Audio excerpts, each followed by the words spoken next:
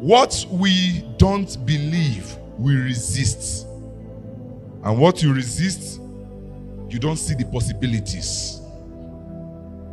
If you don't believe in deliverance, you resist the power of God that should bring deliverance. It is God's word that said, what you preach is what God will confirm. When you preach about finance, God release grace for finance. When you preach about deliverance, God release power for deliverance. Whatever you preach, believe, God releases the power for it. The Bible said in the book of Mark 6 from verse 1, Jesus, and when he went from there, he came to his own country, and his disciples followed him. And when the Sabbath day had come, he began to teach in the synagogue. And many hearing him were astonished, saying, where did this man get these things? And what wisdom is this which is given to him, that such mighty works are performed by his hand? Is this not the carpenter? Is it not the son of Mary, the brother of James, Joseph, and Judas, Simon? Are not the sisters here with us? So they were offended at him, just because he's preaching deliverance. But Jesus said to them, a prophet is without honor except in his own country, among his own relatives, and in his own house. Now he could do no mighty work there. As powerful as God is, as great as God is, as sovereign as God is, whatever we don't believe about him, he can't do it. If you say God cannot give me money, he will not give you. His power, he said, in fact, believe or unbelief will determine the level of God you will see, the power of God you will see. Smith Wigglesworth entered an hospital because he believed God's power so much. He didn't go to school. They told him that a young man had cancer of the stomach, and the stomach was protruded, and he entered the hospital. While the doctor was standing there, the man was still trying to explain, I'm feeling pain here, I'm feeling pain. He gave the man serious punch. Normally, you that went to school, will you blow somebody that have cancer? Or you go there and be petting? You even ask doctor, can I touch him? He went there and punched the man's stomach. Boom! The man fell from the bed. And doctor shouted, you have killed him. He told the doctor, quiet and wait and see what I'm doing. And to the greatest shock of the doctor, the man stood up and said, I'm healed. The stomach went back. While the doctor is still speaking, he went to 4 bed, woke them up. The doctor had to stop him. If you continue, no patient will be here. Number 4, requirement for deliverance. Your will is needed for deliverance. Your will. Because deliverance is not emotional experience. It's application of your will and the power of Holy Spirit. In Psalm 119 from verse 45, David said, and I will walk at liberty. It's a will. I will walk at liberty. A young man went to meet a deliverance pastor. He said, Pastor, I am masturbating, but I like it. I don't want it to go. Then he said, can I be free? The pastor said, no.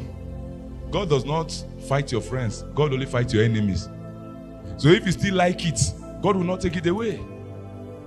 Deliverance must be proclaimed from the heart to the mouth. You have to say it.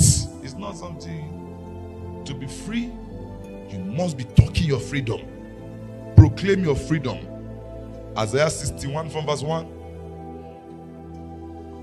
He said, the Spirit of the Lord is upon me, because the Lord has anointed me to preach good tidings to the poor. He has sent me to heal the brokenhearted, to proclaim liberty from the heart to the mouth. You must proclaim, I am free. I am healed. I am blessed. Because most proclamation, you say, I'm unfortunate. I'm suffering. I'm confused. That is entanglement. You are strengthening the chains of oppression. So you must say, I am free. I am delivered. I am the head and not the tail. I am the light of the world. I am a source. I am a solution. I'm not a problem. It must be. Is it to proclaim liberty to the captives? Not to wish. It has to be proclaimed. Deliverance is the way Paul and Silas were in prison and they were praising, they proclaimed their deliverance. They didn't settle in prison. They didn't sleep. They didn't find it comfort. They proclaimed their deliverance. So you can proclaim your way out. 6, deliverance must be secured, protected, guided, ensured. Just as a gardener always go and clean the grass, to operate in deliverance, you must learn to secure, guide, protect the deliverance. Because Luke 11:24, he said, when an unclean spirit go out of a man, a place, a city, anywhere unclean spirit go out of, he goes through dry places seeking rest, and finding none, he says, I will return to my house from which I came. So meaning deliverance must be protected, guided, maintained, preserved. You have serious work to even do in preservation than in casting out. Finally, deliverance is a contest between powers for who will dominate or rule. It's a contest between powers. You need power. When we're talking about deliverance, you need power. You require power. There's no deliverance without power. Mark 6 from verse 7, he said, and he called the 12 to himself and began to send them out 2 by 2 and gave them power over unclean spirits.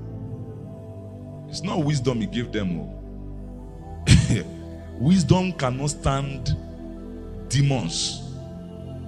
No matter how wise you are. I mean, wisdom from God will not deliver you from demons.